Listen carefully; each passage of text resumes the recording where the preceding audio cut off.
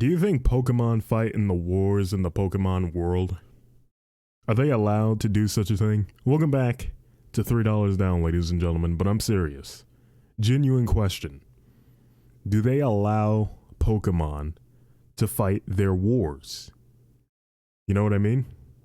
Like, imagine you're some normal foot soldier guy, and you're just getting absolutely dive bombed by some random bird-looking Pokemon abomination. Imagine you're like a sailor in the Navy, and then Whale Lord comes swimming up on you all of a sudden and just absolutely obliterating your ship. Dude, if they allow that, that's gotta be some gruesome stuff. Seriously, that's gotta be some vile stuff. Because some of these Pokemon, some of their abilities, they're literally like mini gods. Seriously. Some of their abilities are landscape altering. I cannot imagine they would allow Pokemon to fight in battles. If the Geneva Conventions exist in the realm of Pokemon, they gotta have it in there that they cannot use Pokemon like that. Or maybe they can't use Pokemon offensively like that. You know what I mean? Maybe all the little support Pokemons that can maybe heal people, maybe they can use those. But all the absolute devastators, the offensive devastators, they can't use them. They can't use them. It's just too gruesome, too powerful, too much. But maybe they can use them. Was that ever like brought up? Was that ever brought up in any of the Pokemon lore? That they use the Pokemon to fight in wars. Do they even, like, in the police force and stuff, do they even use Pokemon for police business? You know? Do they? I don't know. Maybe the Pokemon civilization, the whole world of Pokemon, maybe it's so advanced, so civilized, that they don't have any wars, that they don't need a police force or some nonsense. And so that entire theory is just thrown out the window. But I don't think so, dude. I don't think so. You know there's some wars being fought in the Pokemon world. There's some insurrection taking place somewhere in that world, dude. You just know it. I refuse to believe it's that perfect of a world. Do they allow Pokemons to help them? Do they? They gotta help them, right? They have to. I don't know, man. I don't know. These are questions I think about when I'm going to sleep. I just can't help but think about stuff like this. It's the same deal. I got another theory, right? Well, I guess it's not really a theory, but it's just another question. Another question.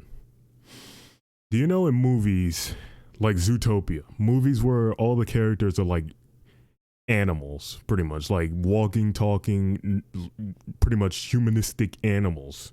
What's the word? Anthropomorphic? Is that how you pronounce it? Anthropomorphic animals. Movies like Zootopia or whatever. Who are the cattle in those types of movies?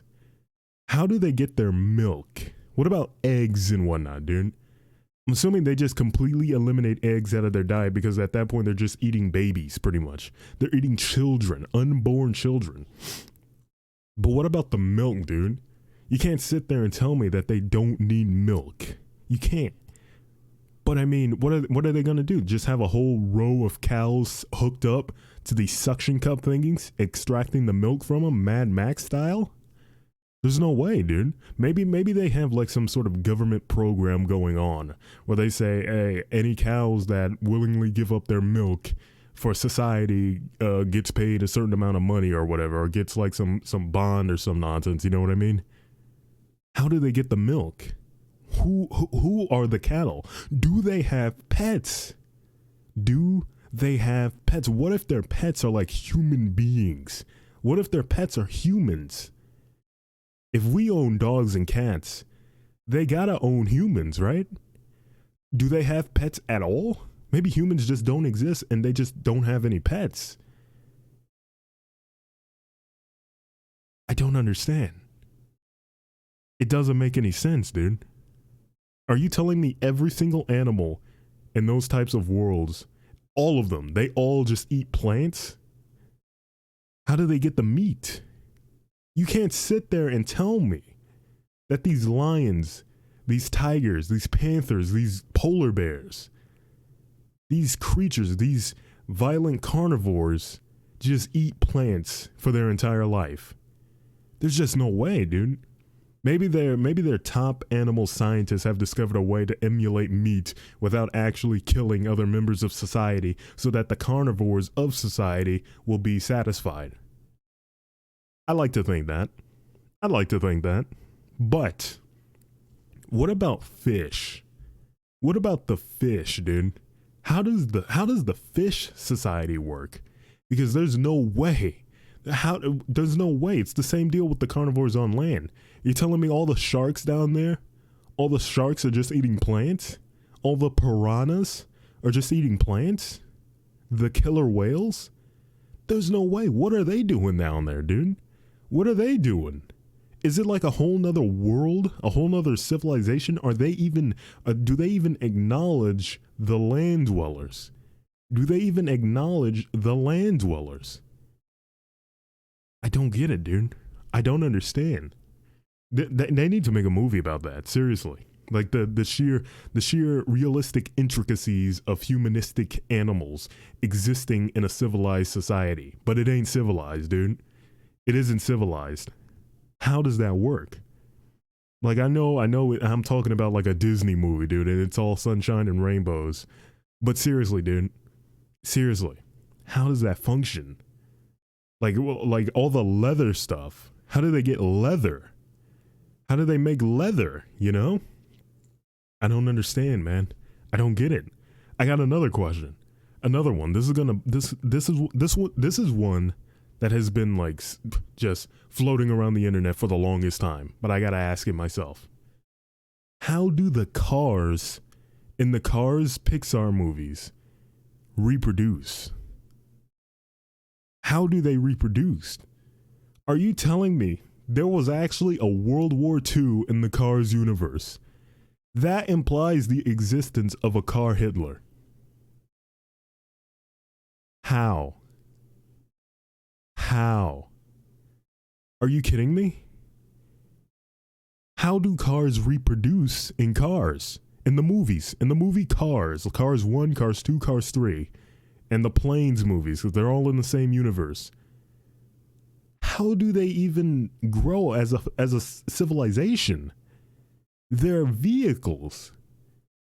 Are you telling me there's like factories somewhere that produces like children cars? And they get like, what? No, but there's no way, because who created that factory? Are you telling me? Dude, there was a Pope car. There was a Pope car in those movies, which implies the existence of Christianity in the Cars universe. Do they believe that a car Jesus Christ was up on that cross and died for the sins of all vehicles? And how in God's name would that even happen if cars, you're telling me cars existed all the way back then? How did the cars look back in Jesus' times? Were they even cars? Were they just like carts? With like no horses, just wooden carts? How did the cars even exist? What did they even look like? What did they look like? It makes no sense, dude. It doesn't make sense. How do they reproduce? I need to know. I need an official statement from Pixar vividly explaining the intricacies of the Cars civilization, how they produce, how they eat, how they just function, dude. How they function. Oh my God. I can't believe this, dude. I can't believe this. I'm getting a headache thinking about this. This is insane. I sound crazy, but these are genuine questions I have. I'm completely serious, dude. I'm completely serious. Who do you think would win, Clifford or the blue dog from Blue's Clues? Who would win in a fight? I'm asking this question. Who would win in a fight? Clifford the big red dog or Blue from Blue's Clues, the blue dog from Blue's Clues? Who would win? Now, your immediate conclusion, you're probably saying, obviously, Clifford the big red dog. But he's just a big dog. You know what I mean? He doesn't really have anything going for him other than his massive size. Now you might say, well, that's all he needs to defeat Blue. Blue's a tiny little dog. No, absolutely not.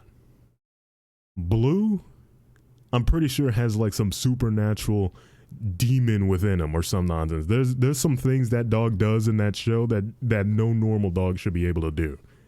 Seriously. Have you noticed that? I'm not kidding, dude. Literally. Like morphing into other things. Didn't he turn into like other things? I could be thinking about a completely different show, but I swear Blue, the dog from Blue's Clues, literally like possessed some supernatural abilities, right? He did. And that's all he needs to be able to take out Clifford. Without a doubt. You can't sit there and tell me that blue dog isn't like Satan incarnate. I'm sorry. He would absolutely body Clifford. Without a doubt. Easily. I don't know what he has up his sleeve, dude, but he's got something. Absolutely. Think about that. There should be a death battle about that.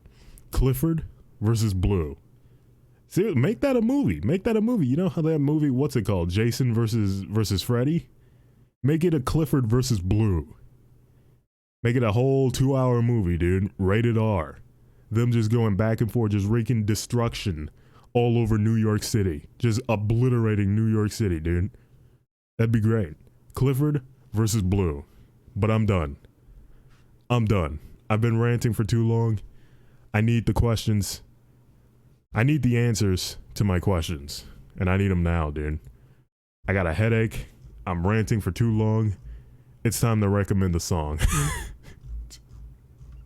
It's time to recommend a song. You know what it's time for, dude. Let's see. What are we doing today? What are we doing? Oh my god, dude. I'm serious too. Please, if you know any of the answers to my questions, let me know. I'm serious, dude. But the song we're gonna recommend today, we're gonna recommend all of these songs are kind of Oh, here we go. I'm gonna recommend Wreck by Gentle Giant. An old song, but a good song. Really good song. Wreck by Gentle Giant. I love me some Gentle Giant, dude. Some good stuff. Really good stuff right there. But that's going to be it for me today. If you enjoyed, please be sure to share this podcast everywhere you go on social media. Let your friends know it exists. Let them know, dude. Let them know. If you enjoyed, please be on the lookout for the next episode. And I will see you all later. Goodbye.